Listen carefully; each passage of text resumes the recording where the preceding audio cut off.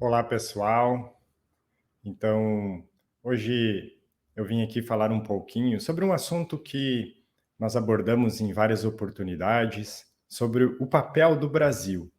O Brasil ser o celeiro do mundo, o coração do mundo, a pátria do Evangelho. Abordamos também com o enunciado que muitas vezes chamamos o Brasil da Nova Jerusalém. Em algumas oportunidades, eu já havia comentado sobre o livro trazido por Chico Xavier, através das suas psicografias, onde ele traz o Humberto de Campos, e ele aborda sobre o Brasil, coração do mundo, pátria do Evangelho. Então, em algumas oportunidades, eu até havia indicado para algumas pessoas para pegar o comentário do Haroldo Dutra Dias, comentando esse livro. E eu resolvi hoje, então, trazer aqui para que todos possam fazer as suas reflexões, as suas análises sobre o comentário do Haroldo Dutra Dias sobre essa obra. E lembrando que em algumas oportunidades nós já comentamos sobre os antigos povos hoje estarem reencarnados em alguns pontos, em alguns locais no planeta, onde a gente fez analogias sobre, por exemplo, a grande massa do povo americano hoje ser composta pelos antigos romanos. Basta a gente observar as características daquela civilização e de como é hoje. E no Brasil, ser os antigos que viviam naquela região lá da Palestina, que hoje estão encarnados em massa aqui na pátria do Evangelho. Então eu vou deixar com vocês esse áudio, espero que todos possam fazer grandes reflexões, porque para mim e na minha opinião, esse áudio que eu estou compartilhando a seguir, ele é riquíssimo de informações, vale muito a pena a gente estar ouvindo e tirando as nossas reflexões, tá bem? Então, fiquem a seguir com esse áudio e gratidão. Diante do tema que eu vou falar aqui hoje, eu me sinto envergonhado. Me sinto assim realmente muito pequeno. Diante das grandiosidades que se operam do ponto de vista espiritual na pátria do Evangelho, na terra do Cruzeiro. Nós vamos falar essa noite sobre o livro Brasil, Coração do Mundo, Pátria do Evangelho. E esse tema tem propósitos.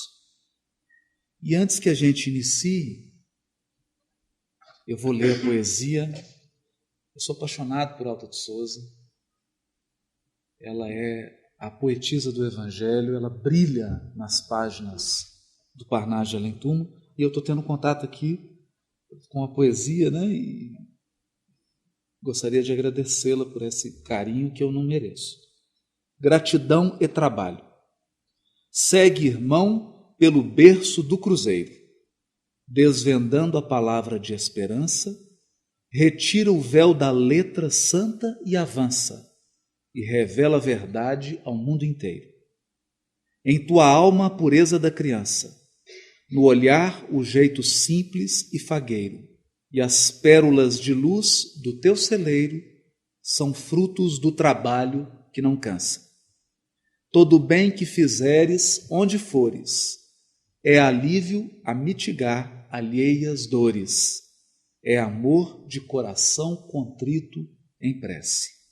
E por toda a gratidão em teu caminho, ouvirás uma voz bem de mansinho. É Jesus quem sorrindo te agradece. Obrigado. Desculpa, né?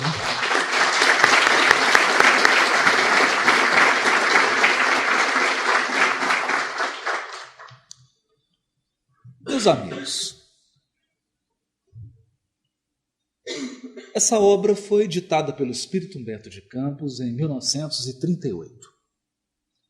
Um pouco antes da Segunda Guerra Mundial, quando o Brasil não tinha a posição econômica e política que ele tem hoje no cenário mundial.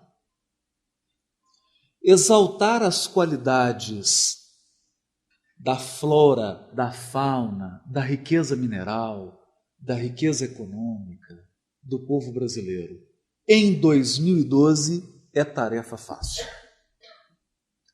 Difícil era divisar esses potenciais antes da Segunda Guerra Mundial, quando o domínio do mundo era ocupado por nações violentas e quando dominava o mundo as ideologias do comunismo radical, do fascismo e do nazismo, que precipitaram o mundo num despenhadeiro de morte, de perseguição, de violência, de covardia. O mundo conheceu talvez as trevas mais densas, o que levaram alguns pensadores, filósofos, homens da academia e a própria alma simples do povo a imaginar que a humanidade estava assistindo ao seu fim. Quem viveu o Holocausto, quem viveu a Segunda Guerra Mundial, quem pôde passar por aqueles momentos tormentosos da evolução do homem, sabe muito bem o peso dessas palavras. E é nesse momento em que as almas se perdiam no pessimismo, em que nenhum encarnado conseguia divisar a esperança no progresso humano, que a espiritualidade, pelas mãos de Francisco Cândido Xavier, entrega ao mundo uma revelação ímpar. Nós sabemos que toda nação, todo povo, toda comunidade tem sua missão específica no organismo do mundo. O planeta Terra é um organismo, não é uma máquina. E por ser um organismo, ele é composto de células que trabalham em harmonia, que trabalham integradas em fraternidade. Mas em todo o corpo, cada peça desempenha função específica. Há quase 2000 anos atrás, Paulo de Tarso, na Epístola aos Coríntios, nos advertia que não seria possível um corpo que fosse todo ouvido, nem um corpo que fosse todo olhos. É preciso ter os olhos, os ouvidos, as mãos, os pés, as pernas, cada parte desempenhando função específica. E nessa obra, Humberto de Campos, amparado pela espiritualidade mais alta, e nós veremos aqui de quem se trata, revela qual a função do Brasil no concerto dos povos. O que Jesus espera dos brasileiros? O que ele espera de cada um de nós? Qual é a expectativa do mundo espiritual com relação à pátria do Cruzeiro? E quando nós fazemos essa pergunta para nós todos, porque somos hoje aqui alunos, todos nós, quando fazemos essa pergunta, é para corrigir em nós mesmos e nos nossos irmãos de jornada, um desvio de perspectiva. Quando se fala em Brasil, coração do mundo, pátria do Evangelho, o primeiro impulso, e eu já tive esse impulso centenas de vezes, somente agora, depois de 25 anos de doutrina espírita, que eu começo a compreender essa obra. Eu já tive várias vezes esse impulso, imaginando que ao Brasil estava destinado uma posição de domínio econômico, uma posição de prestígio político. Mas então surge a grande pergunta: a desafiadora pergunta. Como conciliar poderio econômico e político nesse mundo com o Evangelho? Qual nação poderosa do planeta se ergueu sem a espoliação e a violência? Pensemos. Não se trata de apontar o dedo para os nossos irmãos de outras nações, porque todos aqui somos espíritos imortais. Nenhum de nós aqui pode apontar o dedo para a Inglaterra, porque a maioria de nós já encarnou lá. Nenhum de nós pode apontar o dedo para a França, porque muitos de nós já fomos franceses. Na verdade, a humanidade é uma família. E quando nós apontamos o dedo, na verdade estamos criticando a nós mesmos. Fomos nós que construímos. Nós também falhamos. E quando pensamos na fraternidade universal, ainda que eu não tenha encarnado na França, o fato da França ter errado é um erro que me pertence. O erro de um ser humano pertence à família humana. Um dia entenderemos isso. Um dia entenderemos. A miséria de um país ecoa em outro hemisfério. O soluço de um ser na humanidade afeta a humanidade inteira. Por isso, quando olhamos para as nações poderosas, Roma, em que foi construído o Império Romano? Com paz ou com guerras? Como foi construído o Império Inglês? Como foi construído o Império Espanhol? São ligeiras lembranças que nós trazemos para refletir que, infelizmente, poder político e econômico na Terra só é conquistado, por enquanto, à base de sangue e de expropriação. Infelizmente. Não que deva ser assim, mas tem sido assim. Tem sido assim. Por essa razão, no prefácio da obra, Emmanuel Dalton, ele diz assim: nossa tarefa visa esclarecer o ambiente geral do país, argamassando as suas tradições de fraternidade com o cimento das verdades puras. Por quê? Se a Grécia e a Roma da antiguidade tiveram a sua hora como elementos primordiais das origens de toda a civilização do Ocidente, na origem da civilização do Ocidente está a grandeza da Grécia e a grandeza de Roma. Se o Império Português e o Espanhol se alastraram quase por todo o planeta, se a França e a Inglaterra têm tido a sua hora proeminente nos tempos que assinalam as etapas evolutivas do mundo, o Brasil terá também o seu grande momento no relógio que marca os dias da evolução da humanidade. Porque a evolução não é um processo caótico.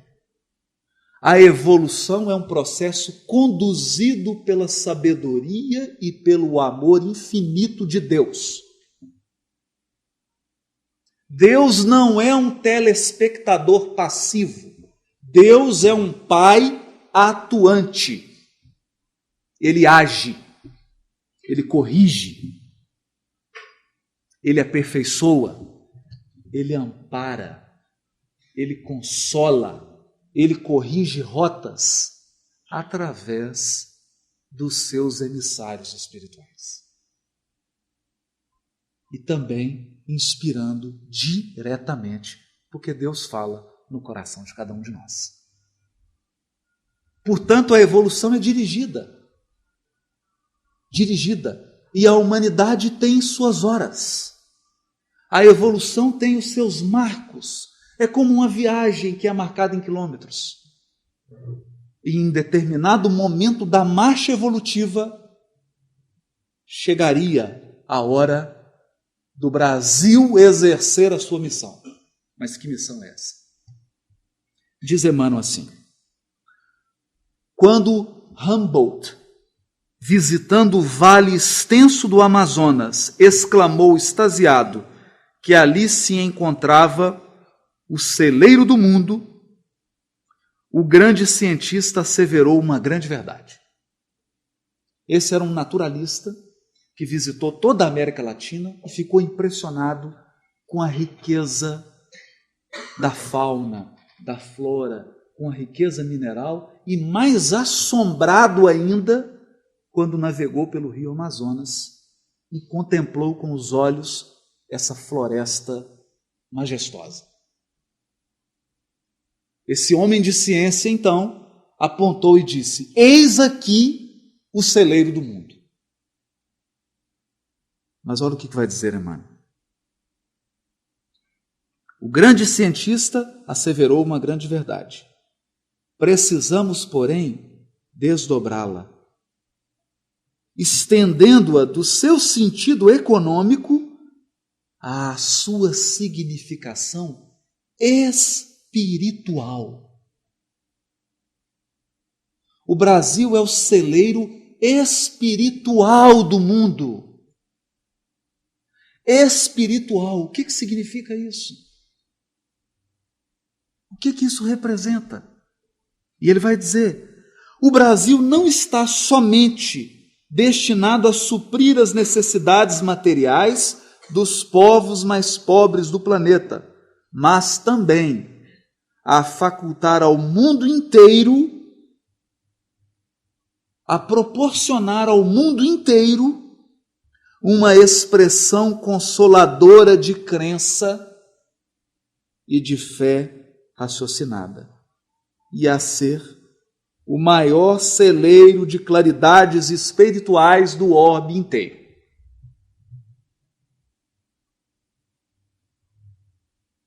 Essa é a missão do Brasil. Então, quando alguém indaga por que o espiritismo é gigante no Brasil, porque aqui é o celeiro espiritual do mundo, não é França, não é Inglaterra, esses países já tiveram a sua hora. A hora espiritual é do Brasil.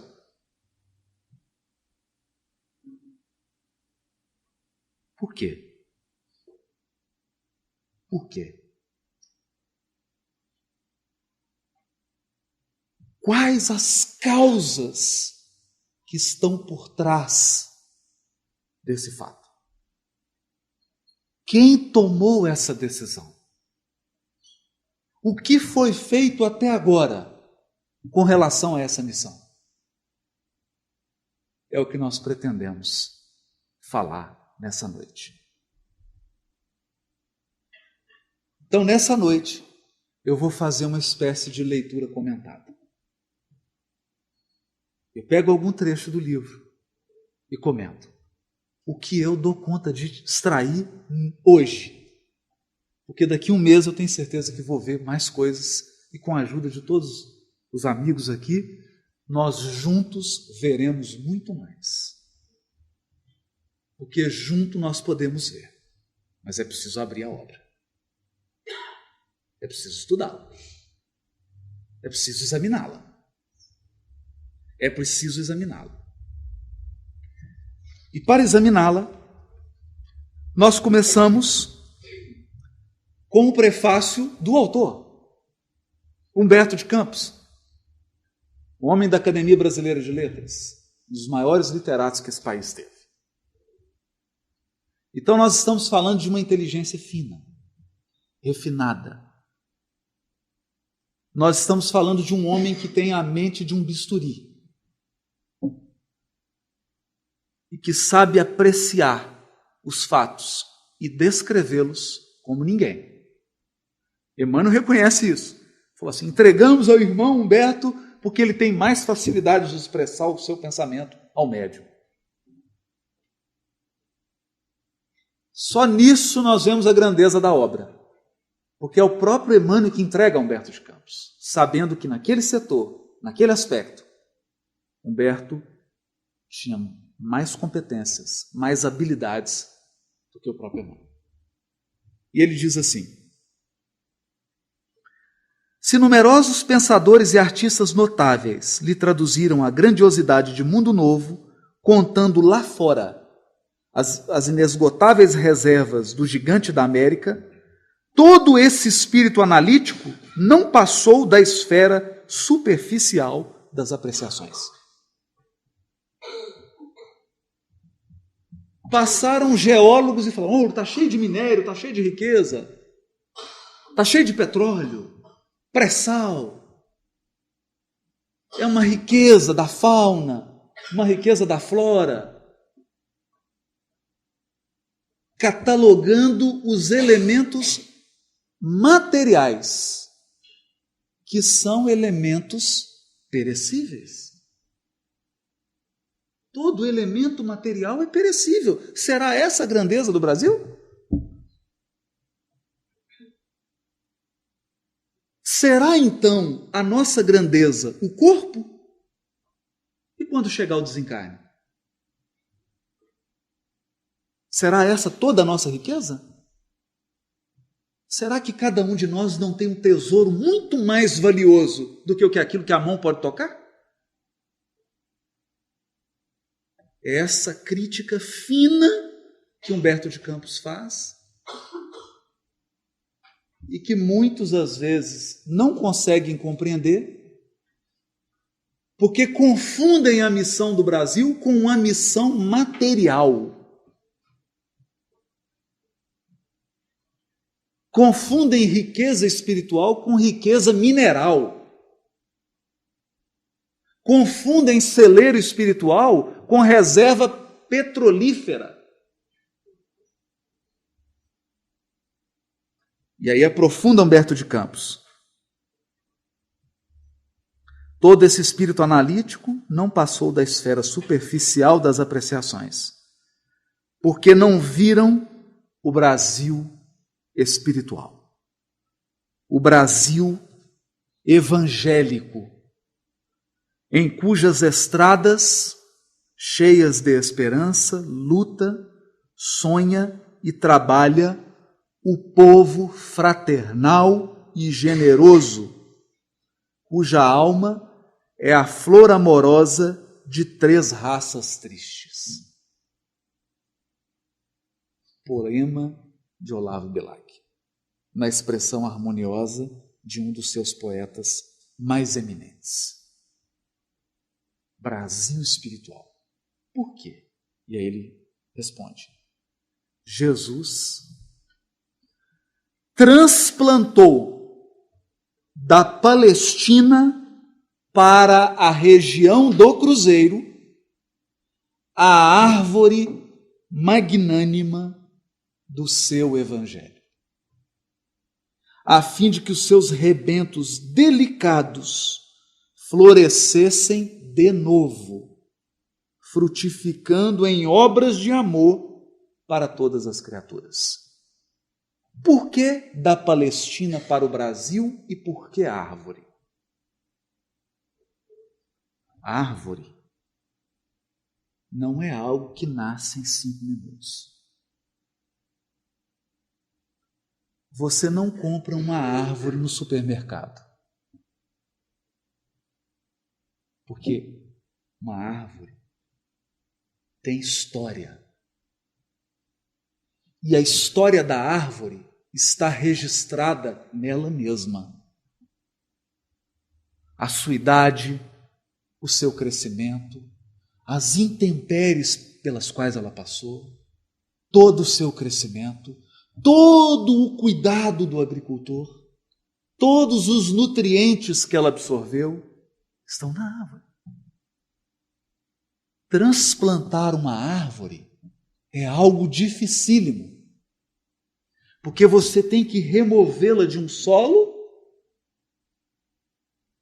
trasladar para outro solo, para um outro clima, e fazer com que ela floresça novamente e não morra. E não morra. E ele diz assim: Ao ceticismo da época soará estranhamente uma afirmativa dessa natureza. Uma afirmativa dessa natureza. O Evangelho não seria mera ficção de pensadores do cristianismo, o repositório de suas lições? Não foi apenas um cântico de esperança do povo hebreu? Que a Igreja Católica adaptou para garantir a coroa na cabeça dos príncipes terrestres?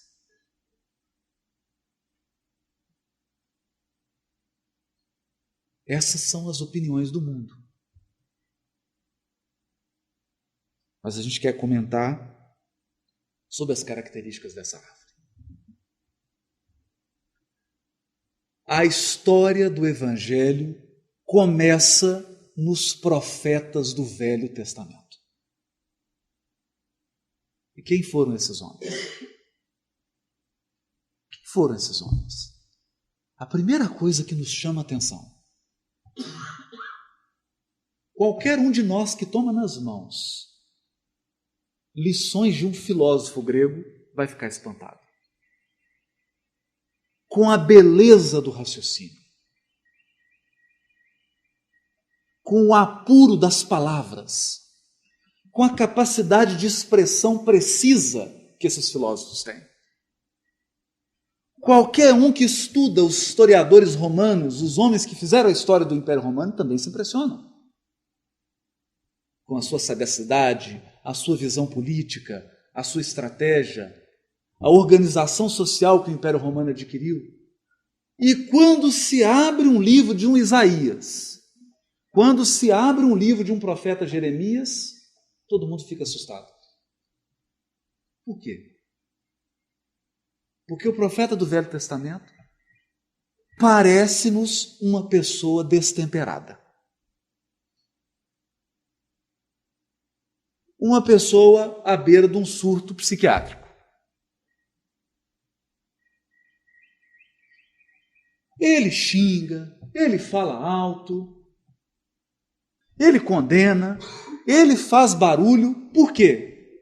Às vezes, por causa de uma viúva que foi humilhada no mercado.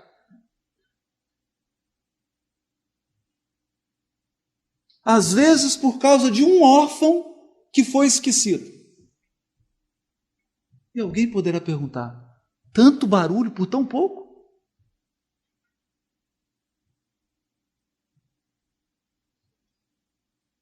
O profeta foi sempre alguém que ergueu a voz contra a injustiça e a opressão. O profeta foi sempre alguém que disse, inclusive para os reis,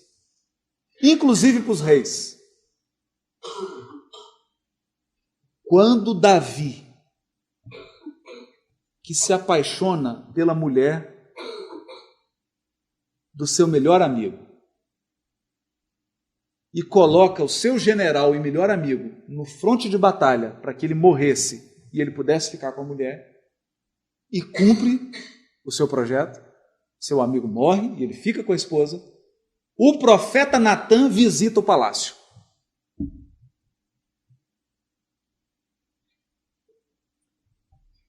Rei, preciso falar com o senhor. Pois não, Natã, entra. Rei, preciso tirar uma dúvida. Um homem tem 100 ovelhas. E o seu vizinho tem uma. E esse homem matou seu vizinho para ficar com aquela única ovelha dele. Qual que é a sentença que o senhor daria, rei? Esse homem deve morrer, Natã. Porque é um covarde.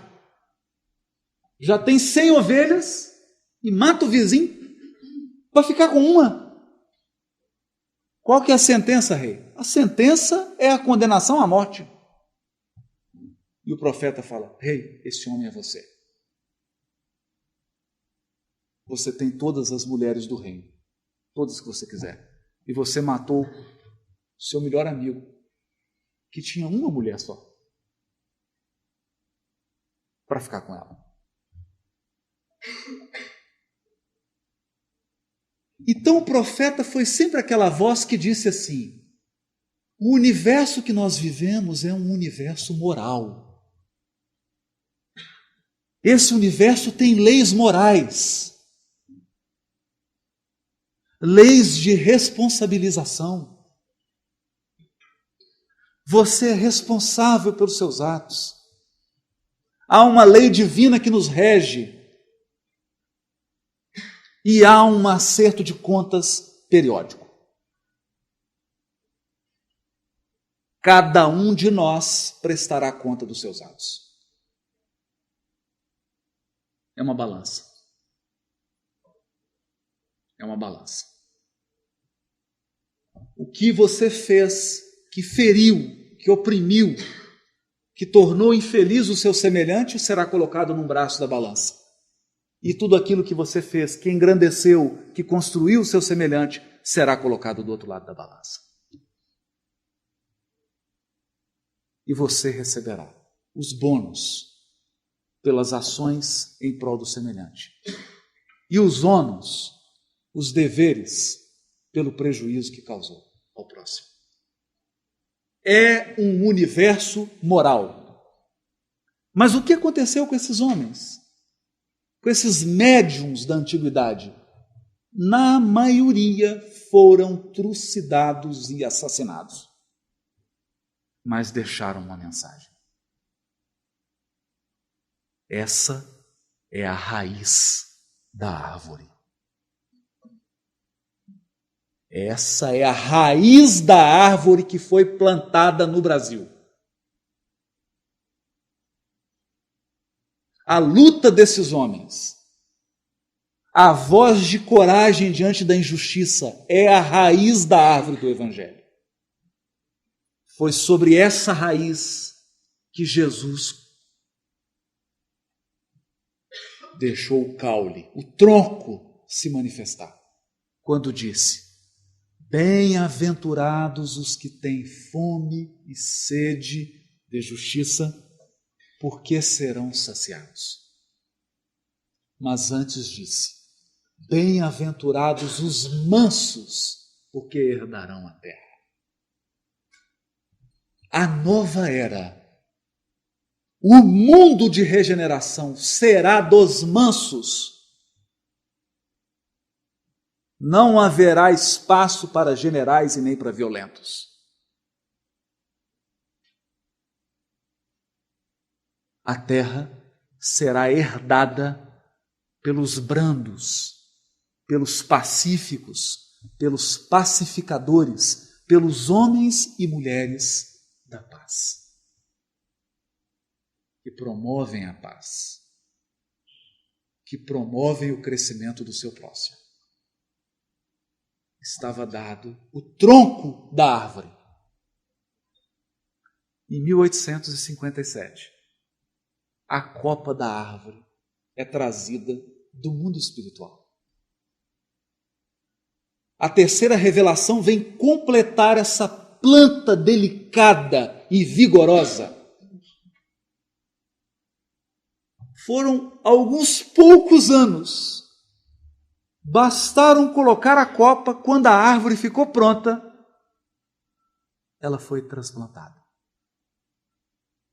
e foi trazida para o Brasil. E é sobre isso que nós vamos falar. Eu selecionei alguns textos bastante relevantes.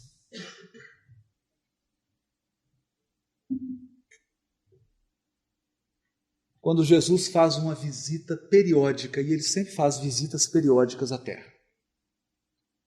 Olha só. Diz Humberto de Campos assim: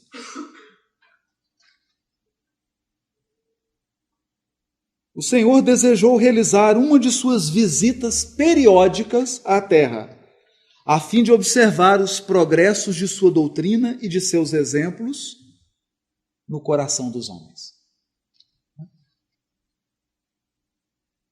Progresso do Evangelho no coração, ele não veio observar o progresso do Evangelho nas igrejas, não.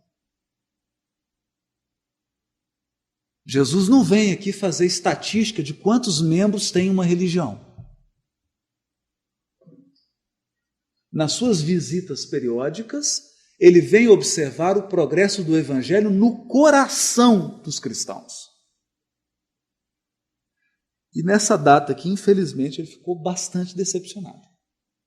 Era um final das cruzadas. Não precisa nem dizer. E Jesus, então, sondando as estradas do futuro, diz assim: não tem outro modo. Somente o sofrimento intenso para corrigir as minhas ovelhas transviadas. E então foi um clima de tristeza geral. E Léo, o sociólogo de Jesus na terra, arcanjos e anjos, todos se entristeceram. E o Eliu, ou Iléu, Eliu em árabe, Iléu em hebraico, tentando consolar, ver se fazia alguma coisa, estava Jesus assim, melancólico, falando: mestre, mas tem um lugar aqui, não chamava América ainda, e tem assim uns povos simples, e a gente pode ir para lá, para o simples, vamos construir uma civilização lá. Eu falei: então me leva para lá. E Jesus fica encantado com aquela beleza e faz uma pergunta pedagógica.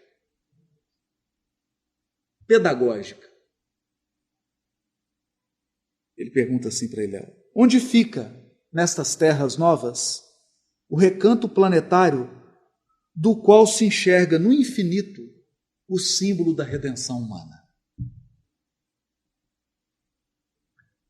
Será que Jesus não sabe geografia?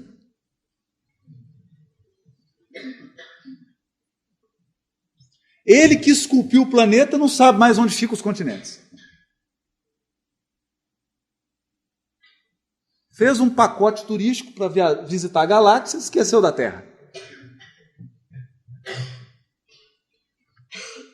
Será? Primeira lição.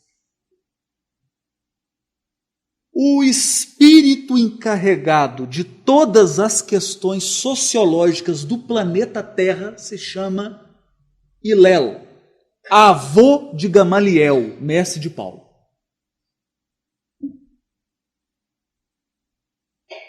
É o avô do Gamaliel.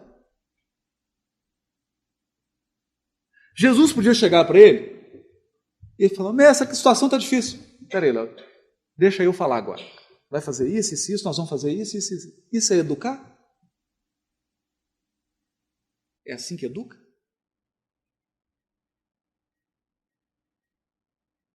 E Léo não estava exercendo uma função que Jesus delegou para ele? Quando Jesus delega uma função, não é para o engrandecimento de quem exerce a função? É. Então Jesus age como educador. Ele faz perguntas, ele não dá respostas. Ele faz perguntas para que o educando encontre as respostas. E tem que prestar atenção nas perguntas de Jesus. Olha o que ele pergunta para Iléu: onde fica aqui, nessas terras novas, um recanto onde é possível enxergar o símbolo da redenção humana? Ele estava ensinando para Iléu que o símbolo da redenção espiritual na Terra é a cruz. Eu não sei qual que é o símbolo em Júpiter, deve ser outro. Não sei qual é o símbolo da redenção dos saturnianos.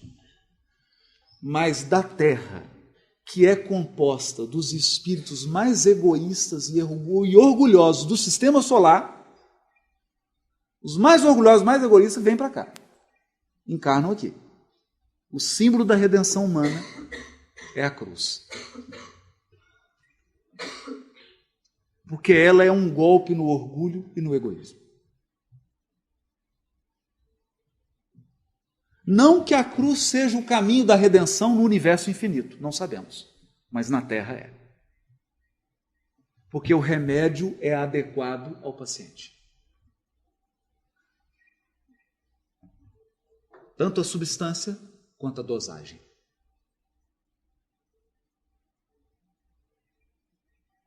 E Léo, que não é bobo nada, diz assim, esse lugar, e ele até faz uma propaganda, ele é inteligente. Léo fala assim, ó, esse lugar de doces encantos, mestre, de onde se veem no mundo as homenagens dos céus aos vossos martírios na terra, fica mais para o sul. Ele fala, então vamos para lá. E chegaram no Brasil. Eu não sei onde, e eles não revelaram aqui, para que nenhum estado aí fique falando, o primeiro estado que Jesus veio foi o meu, não, foi o meu. Então aqui não fala para não ter briga entre os estados. Né? Então não sabemos se foi Bahia, se foi Paraná, se foi Minas, não sabemos. Veio para o Brasil. Para o Brasil. Tudo é Brasil. Mas o bonito está aqui. O bonito está aqui. E esses são os detalhes que enriquecem a obra. Jesus, mãos erguidas para o alto, como se invocasse a bênção de seu Pai para todos os elementos daquele solo extraordinário e opulento, exclama. Então, quando Jesus chega no Brasil, ele faz uma prece a Deus. Pede a Deus permissão para implantar o projeto.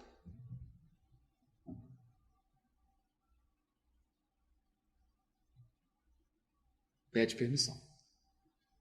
E como a banda larga entre Jesus e Deus é de não sei quantos milhões de giga, é contato instantâneo, a resposta foi instantânea.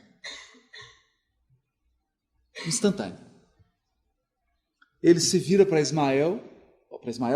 Iléu e diz assim, para esta terra maravilhosa e bendita será transplantada a árvore do meu evangelho de piedade e de amor. No seu solo dadivoso e fertilíssimo, todos os povos da terra aprenderão a lei da fraternidade universal.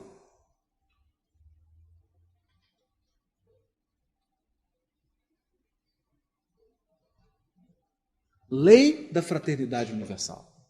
E hoje, 2012, nós podemos constatar isso. Qualquer estrangeiro que chega no Brasil percebe essa característica. Esse convívio de várias culturas, de várias etnias, de várias crenças, essa convivência que em qualquer outro país seria a causa de uma guerra civil.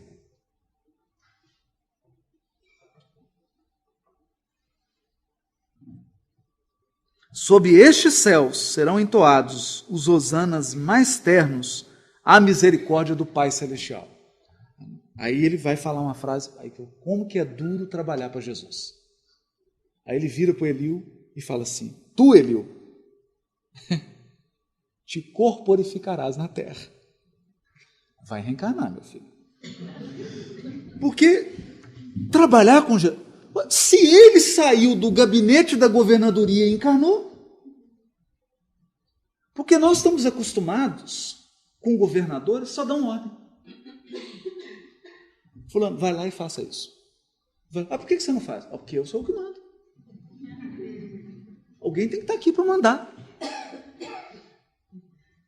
Então ele chama o Eliu e fala, Eliu, é o seguinte, nós estamos aqui no Brasil, mas os encarnados não conhecem. Então você vai ter que encarnar no povo português, vai ter que construir uma escola de navegação, vai ter que aprender, estimular a construção de navio, construção de cartas náuticas para se descobrir essa terra.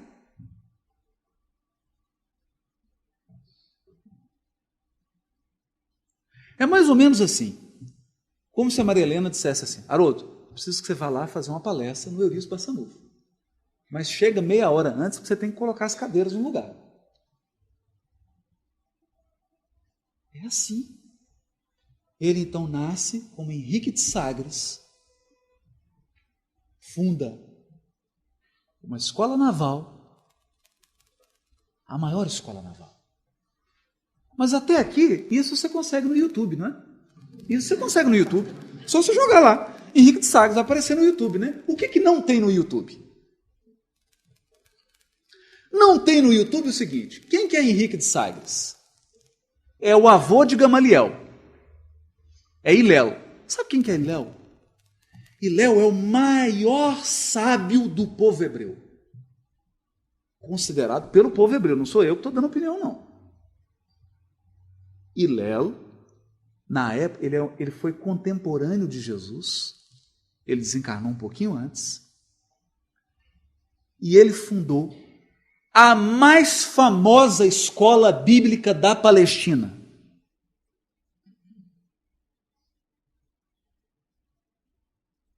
Só tinha um concorrente, a escola de Shammai. Escola que ensinava a estudar o Velho Testamento. Esse é o Hilel. O Shammai, que era um sábio também, mas era mais durão. E o Hilel era bondoso. A gente viu aqui, né? Jesus falou, mas Hilel, está acontecendo isso. Não, mestre, eles estão guerreando, estão brigando, estão matando, mas estão aprendendo. Ele é bondoso, ele contemporiza, né? Aquele espírito mais bondoso, mesmo, tipo o Barnabé, né? E o Shammai era mais Paulo de Tarso, mais bravo, né? Então diz que uma vez um gentio procurou ele e falou assim, olha, eu quero entrar na sua escola aqui com o Shammai. Shammai bravo. Quero que você resuma todo o Velho Testamento em uma palavra. Ele falou assim, você sai fora daqui agora. Rua. Nunca mais entra aqui. O sujeito assustou. Não tinha paciência. Aí foi com o Hilel. Aí eu queria que... Será que seria possível? Aí já deu uma abrandada, né? O senhor resumir toda a Torá, eu vou ficar assim num pé só. Quando eu trocar de pé, o senhor resume? Então, só se for possível. Não quero incomodar o senhor. Né? Fica em posição. Aí o jovem se posicionou. Pronto? Aí ele mudou de pé. Ele, amor. O resto é comentário. Vai e estude. Acabou. Esse é o Hilel. É esse que é o Henrique de Sagres. Então ele é um mestre hebreu. Depois, isso tem no YouTube. Pode lá pesquisar. Os maiores mestres da escola naval eram todos judeus. Pedro Álvares Cabral, Cristóvão Colombo, toda a equipe deles de navegação, de cartografia, de tudo, eram todos judeus. Então parece que o Hilel não foi sozinho, não. Levou uma turma com ele, de alunos. Depois de Pedro Álvares Cabral, quem que veio parar no Brasil? Fernando de Noronha, judeu. Com uma esquadra cheia de judeus. Foram para Florianópolis, subiram até para o norte do país, depois foram perseguidos pelos jesuítas, e para onde foram? Nova York. Só que tem um detalhezinho aqui. Isso é fisicamente, né? E no mundo espiritual? Fundaram uma colônia. Uma colônia. Uma colônia espiritual. Sabe qual que é a forma dessa colônia? Uma estrela de Davi. Isso também tem no YouTube. O que é a estrela de Davi? É o símbolo do povo hebreu. Como é que se chama essa colônia espiritual? Nosso lar.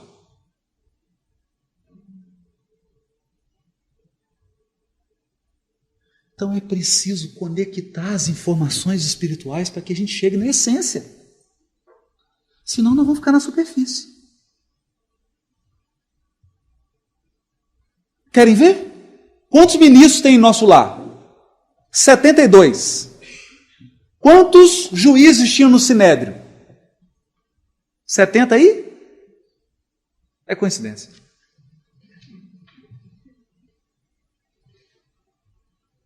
É coincidência. Então essa é a ação. O povo hebreu que participou da raiz foi chamado a construir a raiz do Brasil.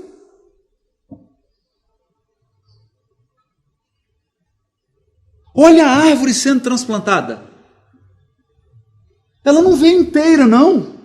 Veio a raiz primeiro, depois o tronco e, por fim, a copa. Um trabalho de séculos. Porque quando Jesus conversou com Hilel, nós estávamos em 1380, 90, que era o último quartel do século XIV. Está um pouquinho antes de 1400. Somente 100 anos depois o Brasil foi descoberto.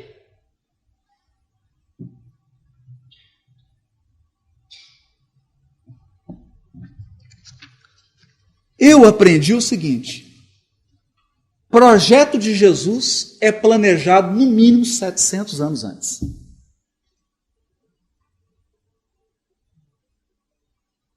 Ele não faz assim. São séculos de planejamento. Vamos lá. Avancemos. Pois bem, descobriram o Brasil, chegou aqui alguns portugueses. Aí o que faz Jesus? Na data em que da descoberta, vem fazer uma visita espiritual. Primeira etapa do projeto cumprida. Ele vem verificar. Etapa por etapa, ele vem pessoalmente conferir. Descobriu? Descobriu. Pode fechar. Etapa 2. Coordenador da etapa 2. Dirigindo-se a um dos seus elevados mensageiros na face do orbe terrestre, em meio do divino silêncio da multidão espiritual, sua voz ressoou com doçura. Mas antes disso, Humberto de Campos diz assim: uma alegria paradisíaca reinava em todas as almas que comemoravam o advento da pátria do Evangelho, quando se fez presente na Assembleia Augusta a figura misericordiosa do Cordeiro. Chegou Jesus e fala assim: Ismael, manda o meu coração que doravante sejas o zelador dos patrimônios imortais que constituem a terra do Cruzeiro. Recebe-a nos teus braços de trabalhador devotado da minha seara, como a recebi no coração, obedecendo às sagradas inspirações de nosso Pai. Para, filho. Estão lembrados quando Jesus ergueu a mãozinha, fez uma prece? Aqui ele está revelando. Naquele momento ele recebeu no coração sagradas inspirações do Todo-Poderoso, de Deus, que disse para ele: filho, e aí? E agora o que ele está fazendo?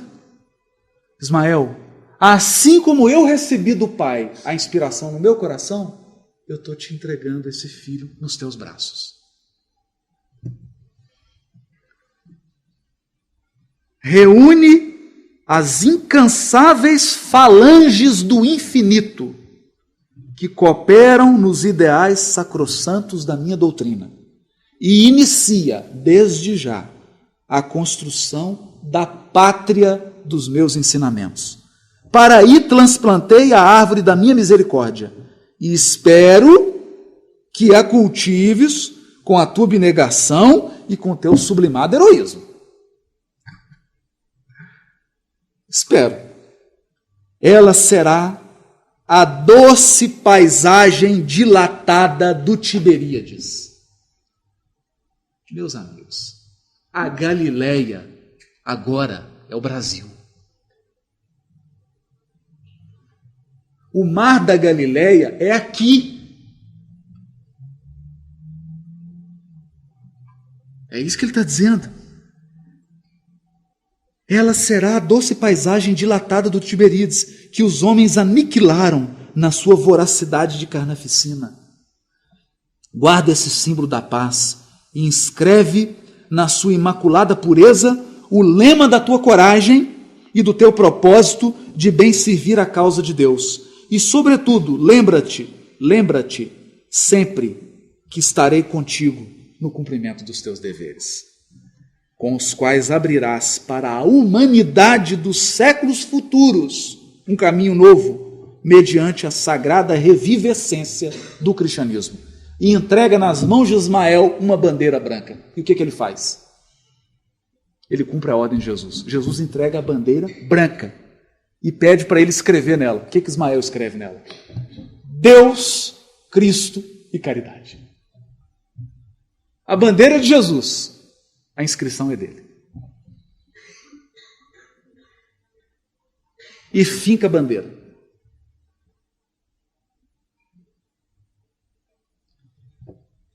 E aguenta coração. Vamos lá.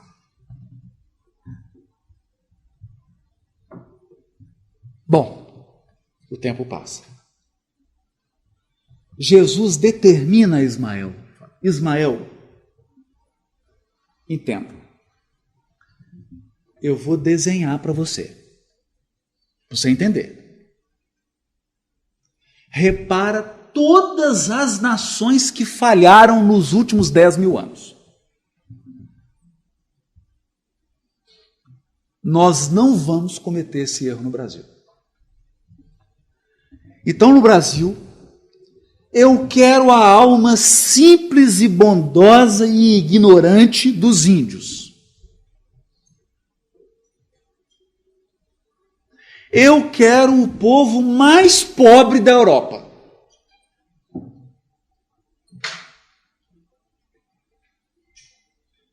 Os mais pobres. Pega, quem tem menos dinheiro? Aí é Portugal. Portugal está sem nada. Estava no cheque especial.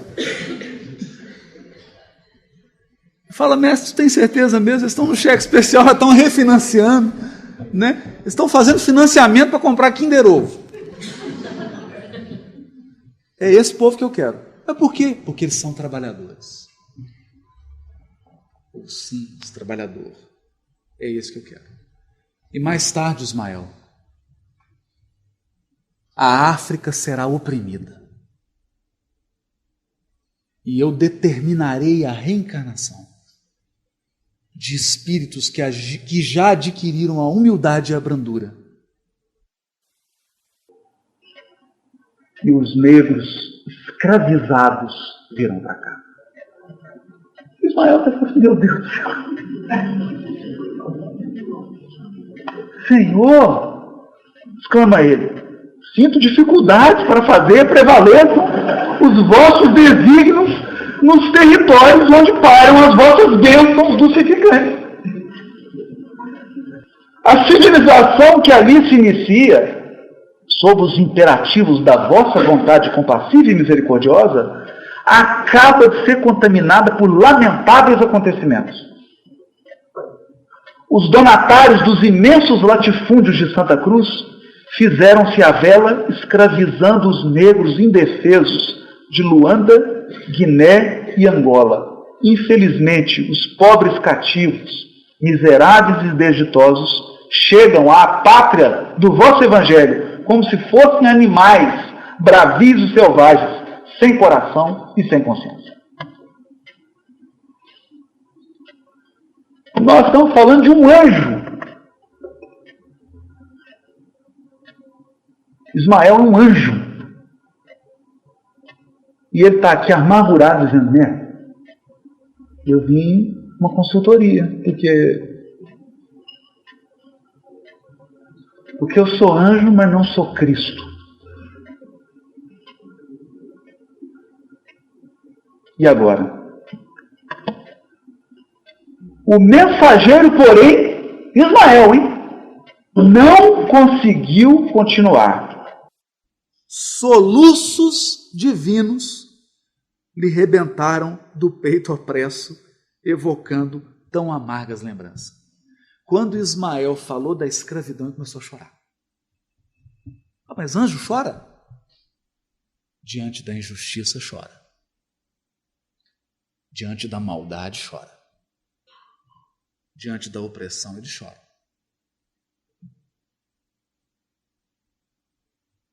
Começou a chorar. O divino mestre, porém, cingindo ao seu coração, augusto e magnânimo, deu aquele abraço,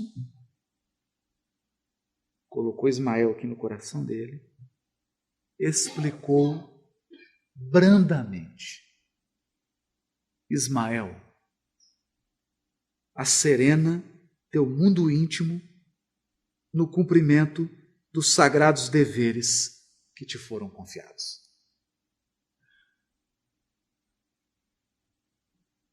Bem sabes que os homens têm a sua responsabilidade pessoal nos feitos que se realizam em suas existências isoladas e coletivas. Mas, se não podemos tolher-lhes aí a liberdade, também não podemos esquecer que existe o instituto imortal da justiça divina, onde cada qual receberá de conformidade com os seus atos. Eu vou traduzir com as minhas palavras. Jesus está dizendo assim: Ismael, nem eu, que sou um Cristo, posso interferir no livre-arbítrio de ninguém. E você também não pode fazer isso. Mas a serena. Porque existe uma lei divina que rege o universo. Confiemos na lei de justiça. Porque esses desvios serão ajustados perante a lei. É isso que ele está dizendo para Ismael. Ok. O tempo passa.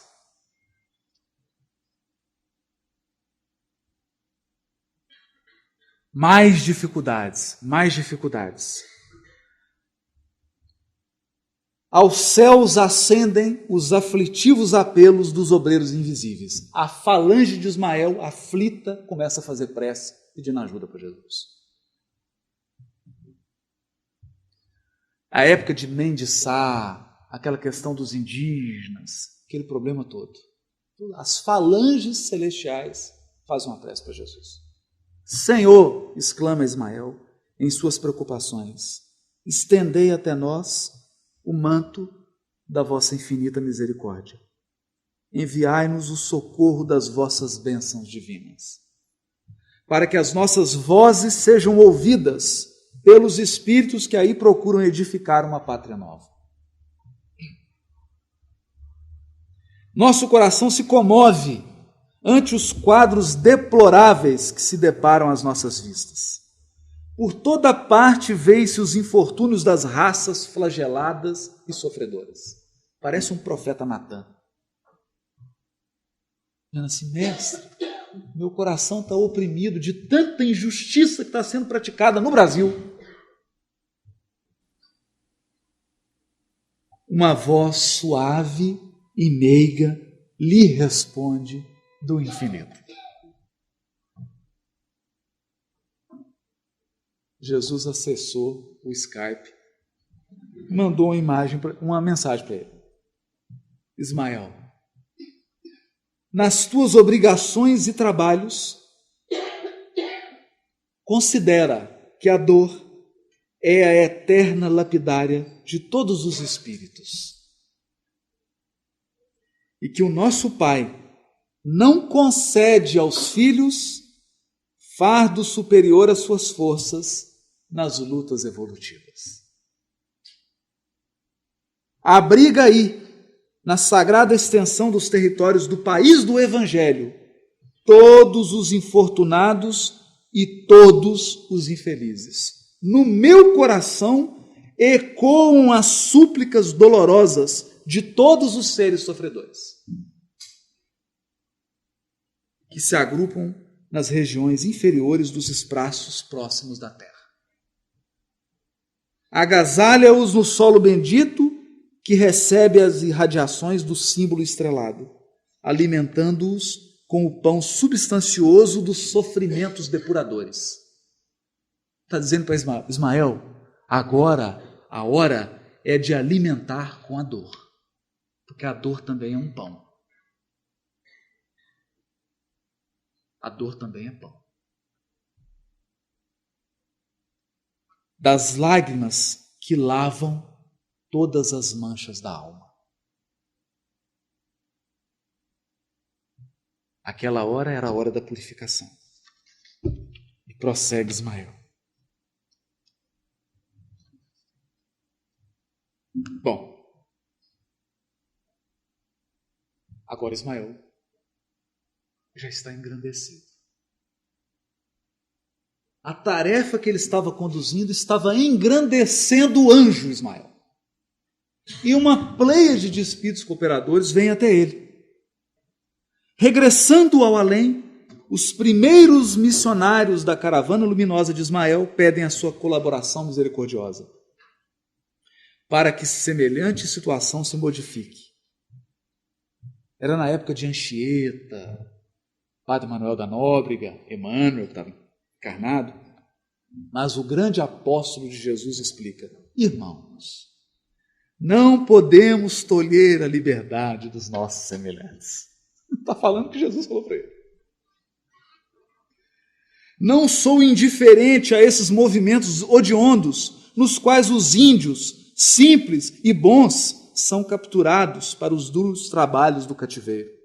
Esperemos no Senhor, cujo coração misericordioso e augusto agasalhará todos aqueles que se encontram famintos de justiça.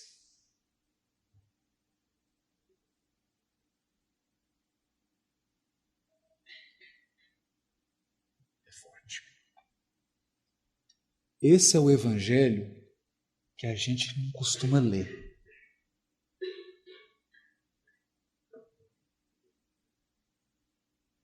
Porque quando a gente pensa em evangelho, a gente pensa num mundo cor-de-rosa.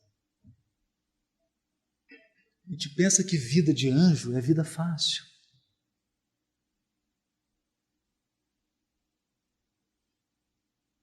Que o anjo não tem preocupação, que ele não se angustia com a injustiça, que o anjo não sente quando alguém está sendo oprimido, que um anjo não suplica a Deus para que a justiça divina se faça.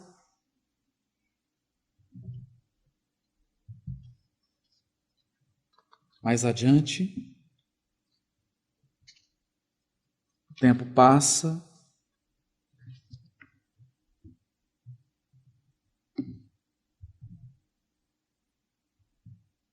Jesus recebe Ismael. Já estávamos na época do Império. A coroa portuguesa já estava no Brasil. Recebendo as confidências de Ismael, que apelava para a sua misericórdia infinita. Por que confidência? Porque não sabe ainda o que ele conversou com Jesus.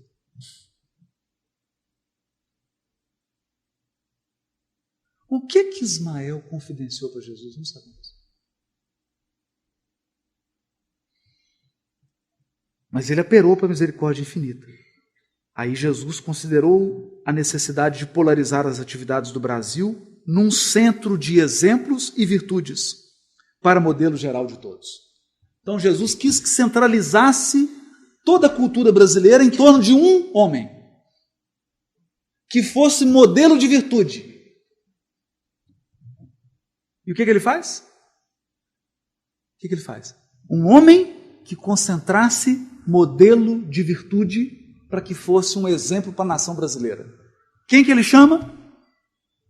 Longinos. Quem que é Longinos? O soldado que enfiou a lança no coração de Jesus quando ele estava na cruz. Puxa, modelo de virtude.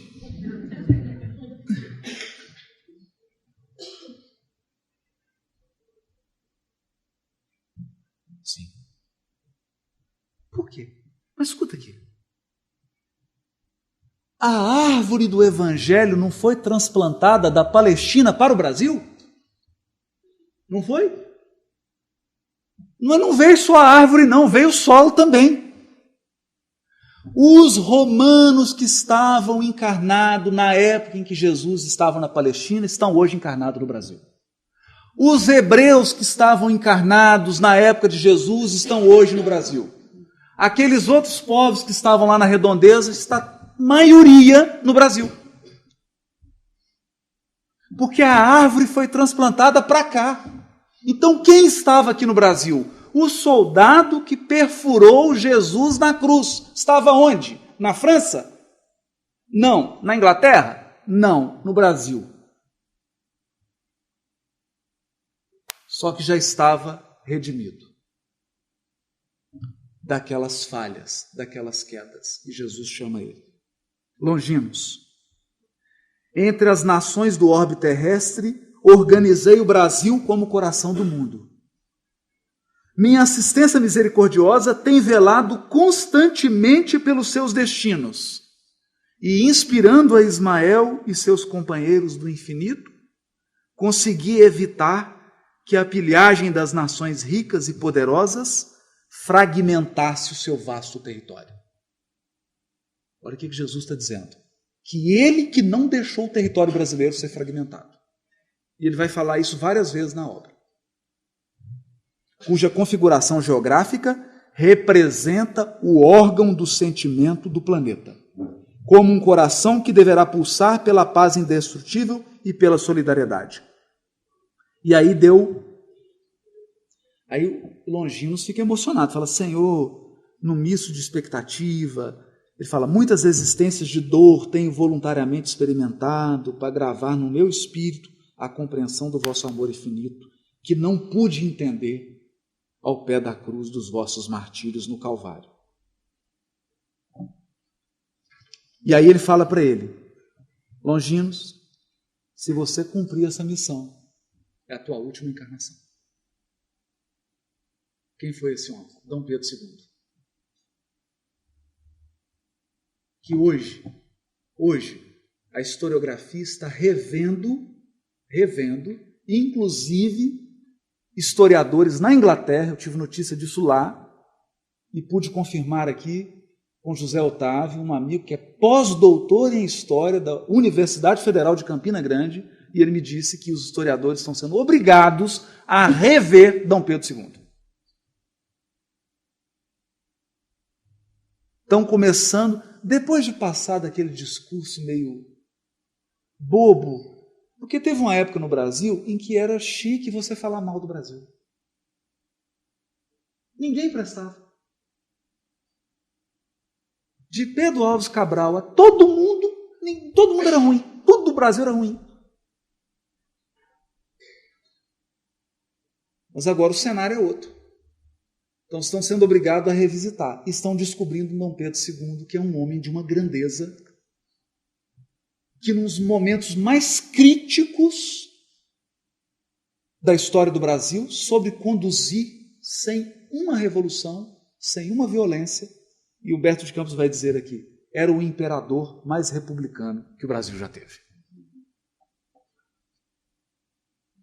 O soldado estava lá em Roma. Isso, o soldado estava lá em Roma. Então, a árvore do Evangelho foi transplantada mesmo.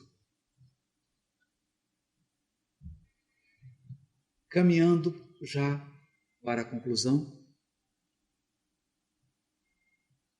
Ismael reúne uma pleiade de espíritos no Brasil. E fala assim, na época em que Bonaparte fazia um estrago, irmãos, expôs ele, o século atual, como sabeis, vai ser assinalado pelo advento do Consolador à face da terra. nestes 100 anos se efetuarão os grandes movimentos preparatórios dos outros 100 anos que hão de vir. 1857, 1957, 100 anos. 1957, 2057. 200 anos. Porque esse é um erro grave. Você contar século, 1900, aí entrou 2000, já é século 21. Isso é um erro grave. É um erro grave. Os historiadores sabem que há séculos que são curtos e há séculos que prolongam, avançam no outro.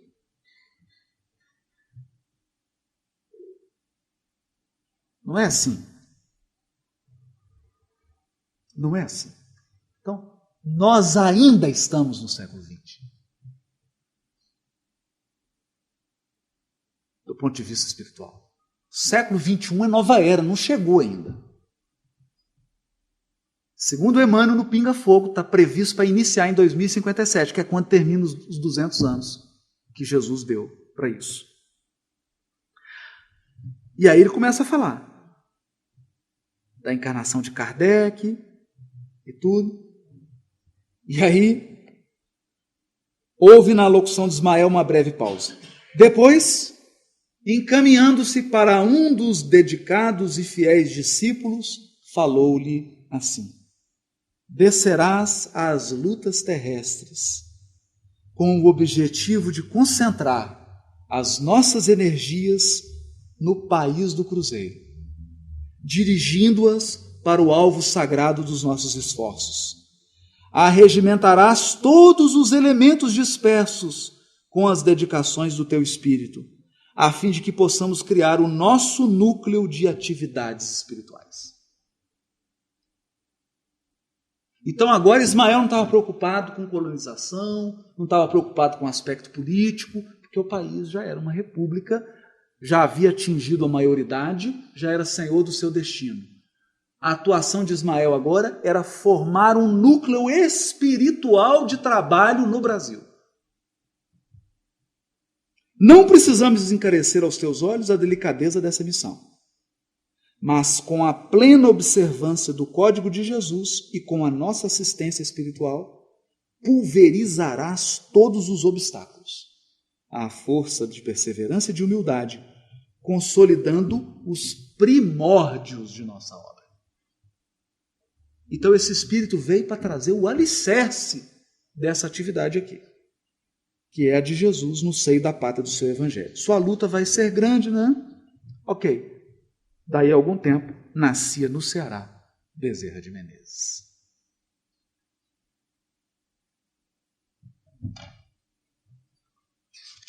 Por quê?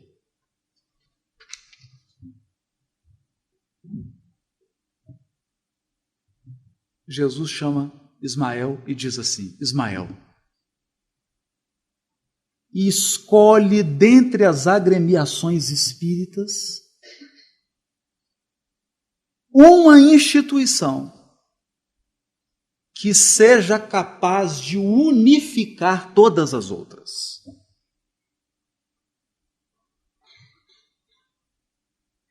E a partir desse momento, a tarefa de Ismael na pátria do cruzeiro passou a ser a união e unificação de todos os espíritas do Brasil e de todas as casas espíritas do Brasil.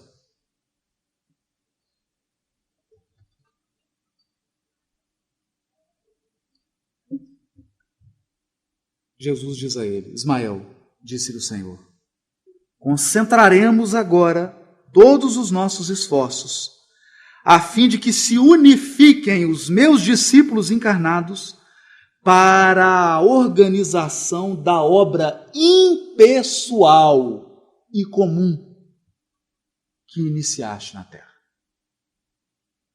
A obra é impessoal, não é de nenhum encarnado. E ela é comum, ela é de todos nós.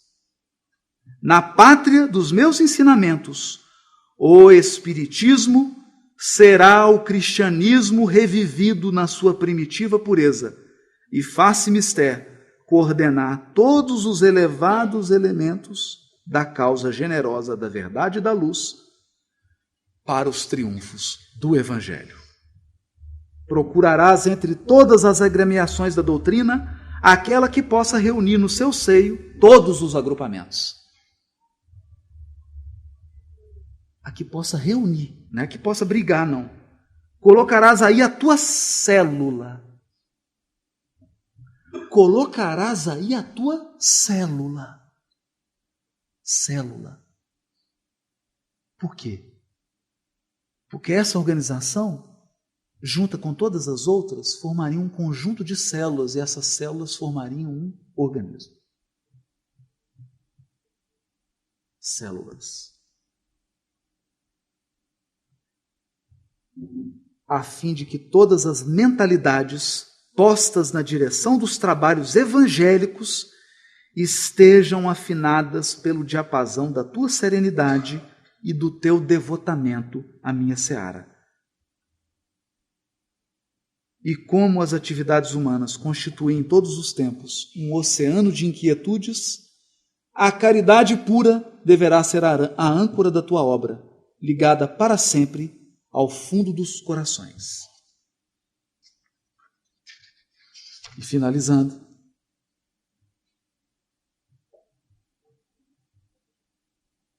Humberto de Campos diz assim: é para essa grande obra de unificação que todos os emissários cooperam no plano espiritual, objetivando a vitória de Ismael nos corações. União. União de todos. E os discípulos encarnados bem poderiam atenuar o vigor das dissensões esterilizadoras. Você está dizendo assim, os encarnados bem que podiam parar de brigar e cooperar um pouquinho, para se unirem na tarefa impessoal e comum, apressando a marcha redentora.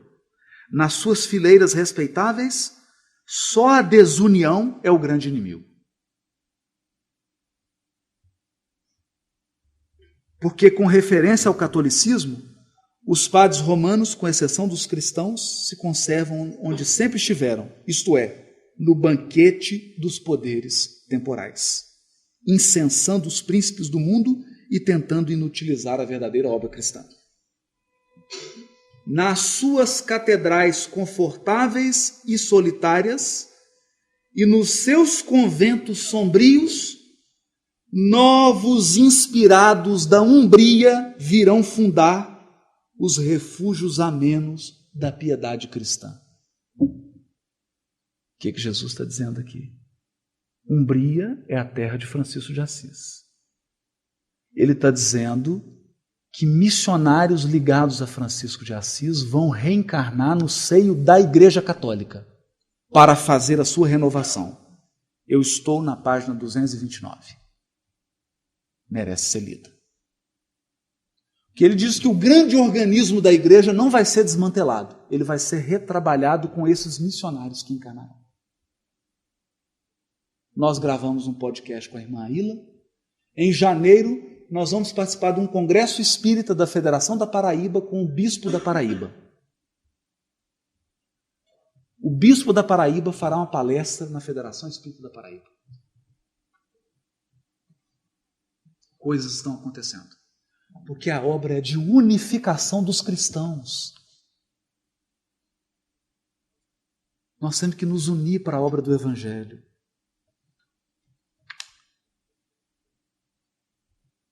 Esse é o trabalho imenso. E qualquer encarnado, qualquer espírita que se dedica ao estudo e à exemplificação do Evangelho é um colaborador direto de Ismael na pátria do Evangelho. E não nos enganemos, Humberto de Campos é categórico. A direção da pátria do Evangelho está no mundo espiritual. Não está nas mãos de dirigentes espíritas, não está na mão de dirigentes do protestantismo, do catolicismo, está nas mãos de Jesus. E é por essa razão, depois de assistir a Eurípides Barçanufo, Francisco Cândido Xavier e tantos missionários que cantaram o poema do Evangelho nesse país, eu me sinto muito pequeno, mas sei que de mãos dadas nós vamos fazer a revivescência do Evangelho.